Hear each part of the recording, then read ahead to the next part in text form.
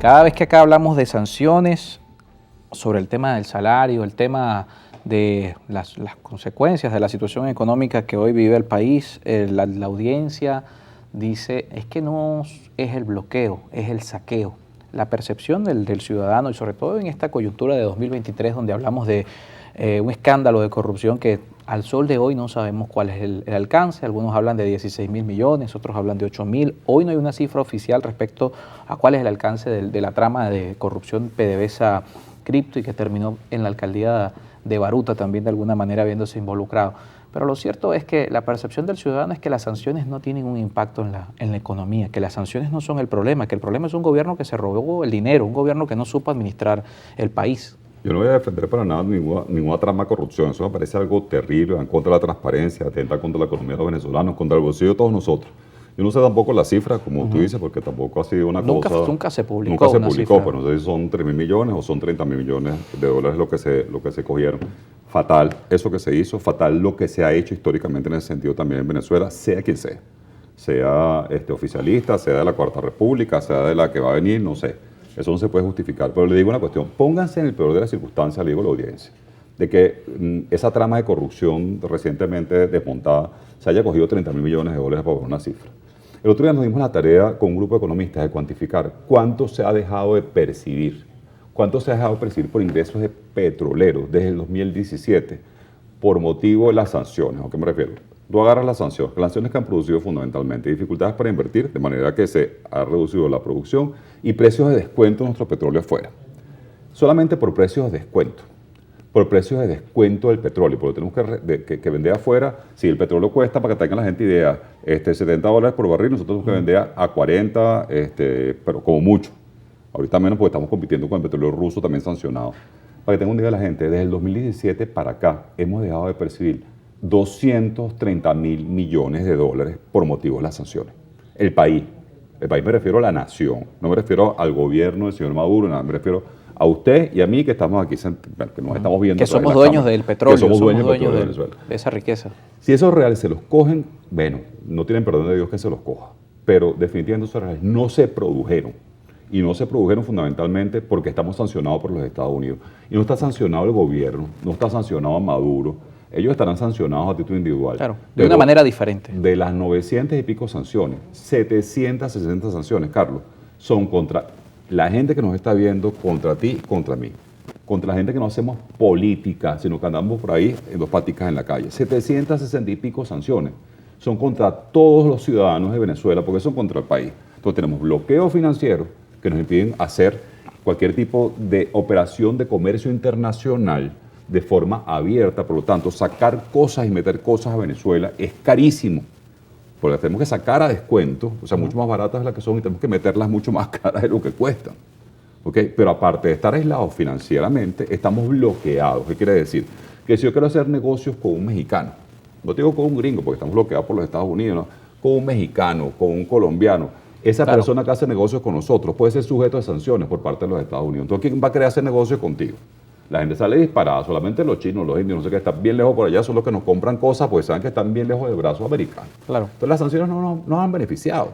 Cuando los gringos interpusieron las sanciones porque querían un cambio político, pues se lo interpusieron gracias al buen lobby que hizo la oposición. En ese momento en Washington, allá en el 2015, 16, etcétera. Querían sacar al gobierno. ¿Se logró sacar al gobierno? No, tenemos el mismo gobierno. ¿La oposición logró algún tipo de cometido? No. ¿Qué es lo que hicieron? Bueno, nos fregaron a todos los que estamos viendo paticas por ahí, que dejamos de percibir una cantidad ingente de dinero que puede haber percibido la nación, porque nuevamente los sancionados, señores, en su minoría son individuos. ¿Okay? Las sanciones individuales son asuntos de los políticos. Yo no hago política, yo me dedico al tema económico. Pero que sancionen a una nación completa. Una nación completa. 30 millones de personas, 30 y pico millones de personas, por tener un régimen que los americanos consideran que no es adecuado. A mí me parece algo casi genocida. Estamos hablando que estamos sancionados. Yo me acuerdo que cuando estábamos tratando de traer vacunas, todos los venezolanos, por el tema del COVID. En la época de la pandemia. En la época de la pandemia. Vacunas esas, vacunas de las gringas, de las rusas, de las chinas, las que pudiéramos. Las vacunas costaban hasta 10 veces más que su precio en el mercado, porque no se atrevían a venderlas a Venezuela. Lo único que se atrevieron fueron los rusos y los chinos. Por cierto, a precio bastante elevado también. Pero las vacunas alemanas, las vacunas gringas, las otras vacunas que estaban por allí, no podían ser vendidas a Venezuela. Estaba prohibido por el tema sancionatorio. Eso para mí es un delito casi de lesa humanidad. Entonces, oye, más allá del tema, tú sabes, humanitario nuevamente detrás del asunto, nos han fregado en lo económico. Además, no solamente lo digo yo. Tú hablas con Luis Oliveros, hablas con Luis Vicente León, hablas con gente que hace vida en el mundo económico que es mucho más conocida que yo. Y te puede cuantificar cifras similares. 230.000 millones de dólares se han dejado de percibir por asunto de las sanciones. Entonces, ¿en qué nos beneficia eso? Mira, solamente con que nos den 2 licencitas más, no solamente la de Chevron, terminan de dar la de Eni, la de Repsol, la de Mogelipron, la francesa, la de Schlumberger. ¿Okay? Podemos aumentar la producción petrolera, duplicarla, Carlos, duplicarla. ¿Y eso sabes qué? Definitivamente podría ser un boost, como dicen los americanos, hablando de gringos y sanciones, una especie de empuje bien importante para que se active la economía nacional. Yo por eso me la paso pregonando por ahí. Bueno, me gritan chavista y todo lo que se te puede ocurrir. Que colaboracionista. Colaboracionista, no sé qué. Las sanciones no nos benefician. Han a sancionar a los políticos, no nosotros los venezolanos cuando tenemos una que con eso. Pues.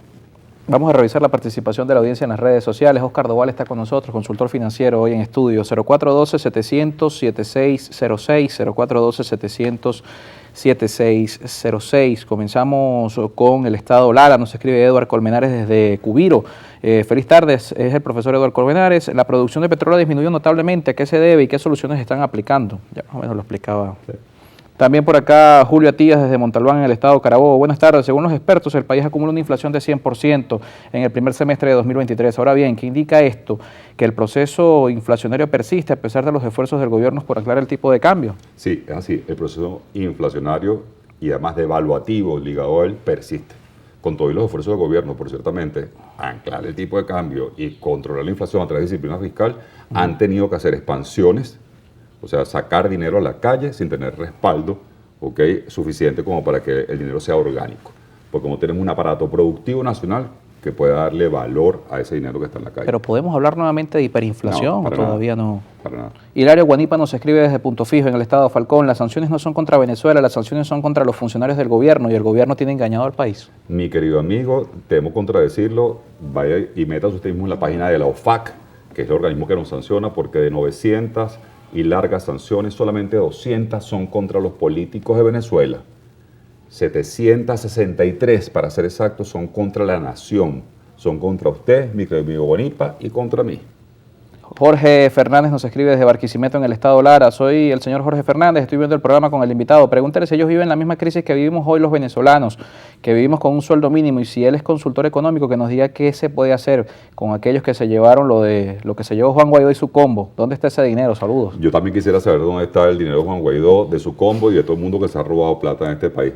¿Qué se puede hacer con un sueldo mínimo? Muy poco. Muy poco, hay que ser honesto. Pues con un salario mínimo se puede hacer poquísimo. Julio Palencia, desde San Felipe, estado de Yaracuy, nos escribe: hay plata para robar, para la corrupción, pero no hay para pagar un sueldo digno a los educadores. Entonces no es cuestión de sanciones. Además, las sanciones son para algunos dirigentes políticos. No, las sanciones son pocas, son para dirigentes políticos, son 200, 763 son para usted y para mí, son para todos los venezolanos. Hemos hablado del tema petrolero, pero pareciera que el país, hay una frase que a lo largo de nuestra historia o la historia reciente nos ha acompañado, que es sembrar el petróleo. Pareciera que hoy todos están esperando es liberar la industria para seguir en el rentismo. No parece haberse aprendido la lección, ¿no? Fíjate, es que yo creo que Venezuela, sembrar el petróleo fue una frase que ciertamente acuñó, como tú bien sabes, Ular Pietri en su momento, y la intención de esa frase no era justamente diversificar la economía, sino sembrarlo a futuro, es lo que decía Ular Pietri.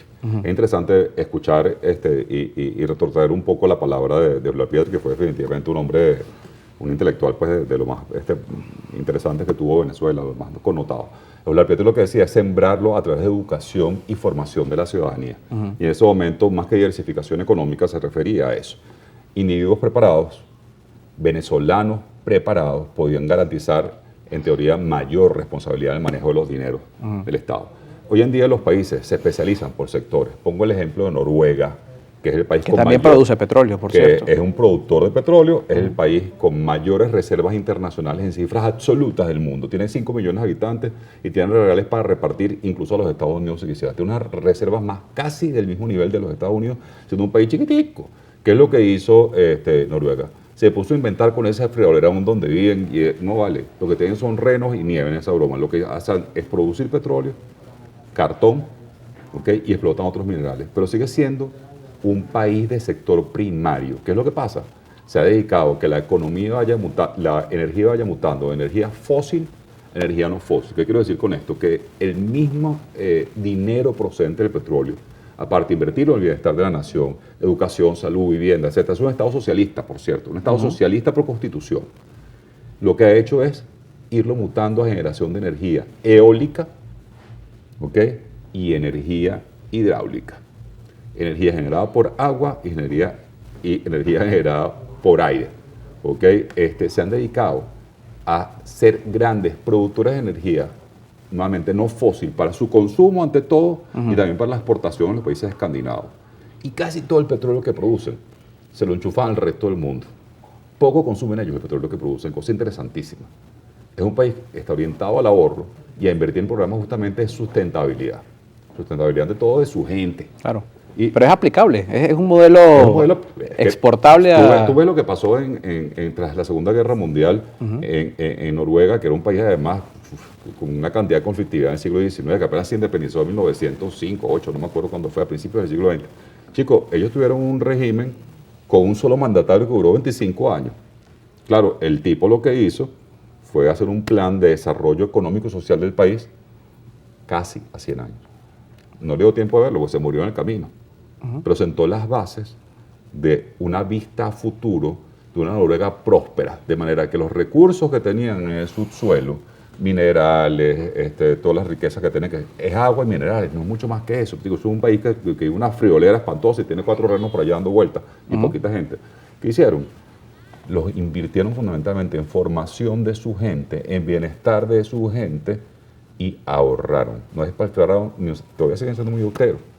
Es un ejemplo a seguir, modelo a seguir. Y es un país especializado fundamentalmente en el sector primario de la economía. Yo creo que Venezuela podría ser un país, no vamos a competir con Colombia en producción industrial, no vamos a competir con Brasil en producción industrial. Claro, podemos seguir siendo un país que provee materias primas al mundo. Materias primas, ya sean agrícolas o minerales, pero materias primas al fin, ¿por qué no?